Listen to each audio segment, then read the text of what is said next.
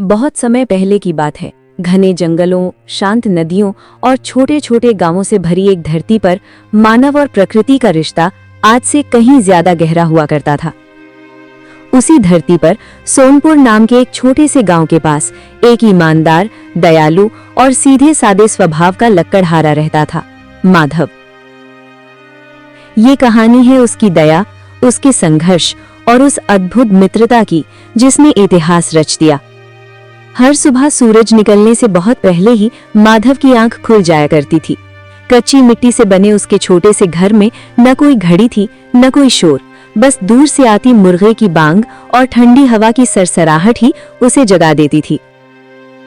माधव चुपचाप उठता ताकि उसकी पत्नी और बच्चे जाग न जाएं। वो दीवार से टिकी अपनी पुरानी कुल्हाड़ी उठाता, जिसे उसने खुद कई बार धार दी थी। उस कुल्हाड़ी पर पड़े निशान उसकी जिंदगी के संघर्षों की कहानी कहते थे। एक कोने में रखी सूखी रोटी की पोटली उसने हाथ में ली और बाहर निकल पड़ा। आसमान में अभी हल्की हल्की लालिमा फैलनी शुरू ही हुई थी। हे भगवान, आज थोड़ा ज्यादा काम मिल जाए तो अच्छा है। बच्चों ने कल दाल मांगी थी, काश आज बाजार से ले जा सकूं।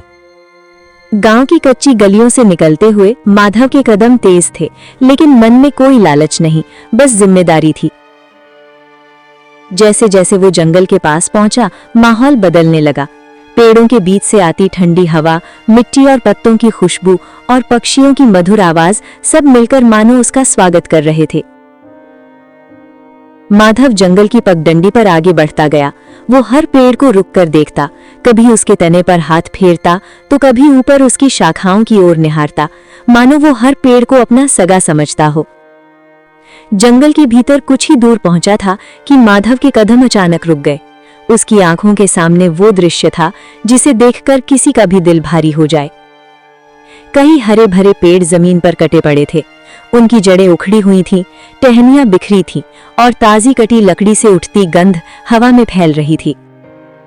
माधव ने चारों ओर नजर दौड़ाई। कल तक जहां पक्षी चहचहाते थे, आज वहां अजीब सा सन्नाटा पसरा था। लगता है भैरव आज मुझसे पहले आ गया। माधव का चेहरा उदास हो गया। वो जानता था कि भैरव को लकड़ी की जरूरत है, लेकिन वो ये भी जानता था कि भैरव कभी नहीं सोचता, न पेड़ों के बारे में, न उन जीवों के बारे में जो इन्हीं पेड़ों में अपना घर बनाते हैं। उसे मुझसे ज्यादा लकड़ी चाहिए, पर वो कभी नहीं सोचता कि जंगल भी किसी का घर है। माधव ने एक कटे हुए पेड़ के ठूंठ पर हाथ रखा। उसकी ठंडी उंगलियों को छूते ही मानो उसके मन में एक टीस सी उठी। उसने आंखें बंद की और गहरी सांस ली, जैसे खुद को संभाल रहा हो। जो हो गया उसे बदला नहीं जा सकता। मन को कड़ा कर माधव ने अपनी कुल्हाड़ी को कंधे पर ठीक किया और चुपचाप जंगल के भीतर और आगे बढ़ गया। जंगल के भीतर आगे बढ़ते बढ़ते अचानक माधव की नजर एक विशाल और पुराने पेड़ पर जा टिकी। वो पेड़ बाकी पेड़ों से अलग था। उसकी शाखाएं दूर तक फैली थीं और पत्तों के बीच से धूप की किरणें छन छन कर नीचे गिर रही थीं। माधव ने जैसे ही ऊपर देखा, उसकी सांस थम सी गई। पेड़ की एक मोटी डाल पर एक मादा लंगूरी बैठी थी।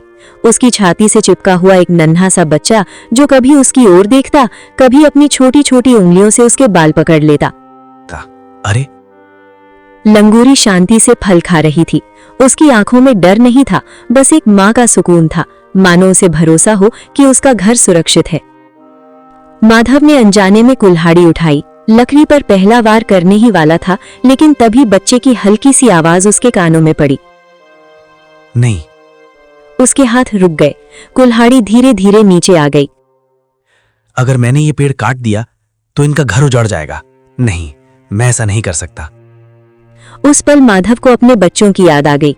उसे लगा जैसे ये लंगूरी भी अपने बच्चे के लिए वही सब चाहती है जो हर माँ चाहती है, सुरक्षा, छाया और जीवन। माधव ने धीरे से पीछे कदम बढ़ाया। उसने कुल्हाड़ी कंधे पर रखी और उस पेड़ को प्रणाम किया। डरो मत, मैं तुम्हारा घर नहीं छीनूंगा। उस दिन माधव ने तय कर लिया कि वो वही पेड़ काटेगा जहां किसी जीव का बसेरा ना हो।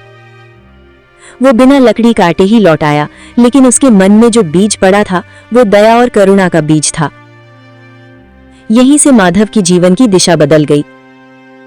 अब माधव रोज उस पेड़ के पास जाता, कभी फल रख देता, कभी रोटी। लो माँ, अपने बच्चे को खिलाना। लंगूरी उसे देखती मानो समझती हो।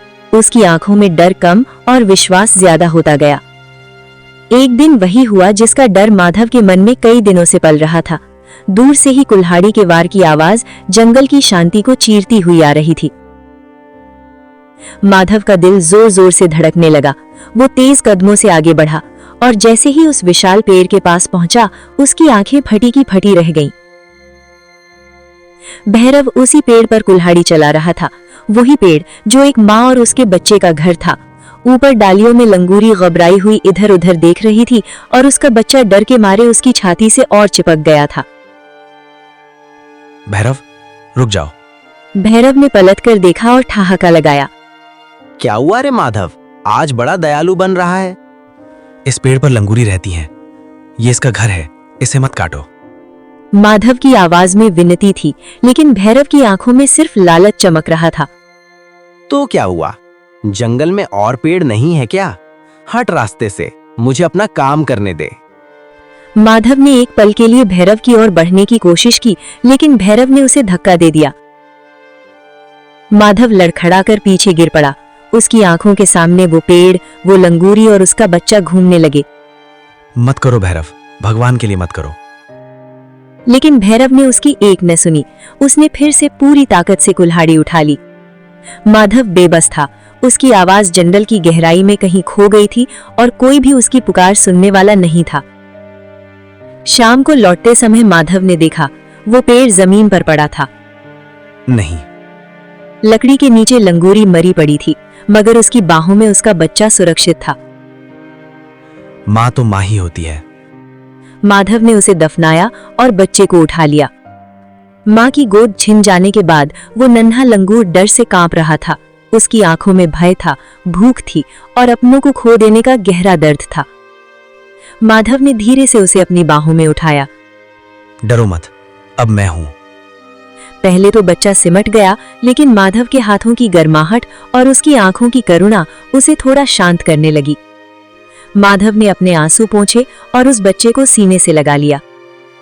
उसी क्षण एक अनकहा रिश्ता जन्म ले चुका था, खून का नहीं पर दिल से दिल का। उस दिन के बाद वो बच्चा माधव के लिए सिर्फ एक लंगूर नहीं रहा, वो उसका छोटा भाई बन गया। वो उसे कंधे पर बैठाकर घर की ओर चला। रास्ते भर वो उससे बातें करता रहा, मानो उसे भरोसा दिला रहा हो कि अब वो अकेला नहीं है। देखना, अब कोई तुम्हें नुकसान नहीं पहुंचाएगा। मैं तुम्हें अपने बच्चों की तरह रखूंगा। बच्चा उसकी बात तो नहीं समझता था, लेकिन उसकी आवाज में छिपा अपनापन वो जरूर महसूस कर रहा था। समय बीतने लगा। माधव जंगल से लौटता तो सबसे पहले उस बच्चे को ढूंढता। वो उसके कंधे पर चढ़ जाता, उसके बाल खींचता और कभी-कभी शरारत से उसकी रोटी भी छीन लेता। माधव अब पहले से ज्यादा मेहनत करने लगा था। उसके जीवन में एक और जिम्मेदारी जुड़ गई थी, एक ऐसी जिम्मेदारी जिसे वो बोझ नहीं, आशीर्वाद समझता था। भगवान ने अगर इसे मुझे सौंपा है तो इसकी रखवाली भी मैं ही करूंगा। गांव के कुछ लोग इस रिश्ते को समझ नहीं पाए, लेकिन माधव ने कभी किसी की परवाह नहीं की। उसके लिए वो बच्चा अब जानवर नहीं, परिवार था।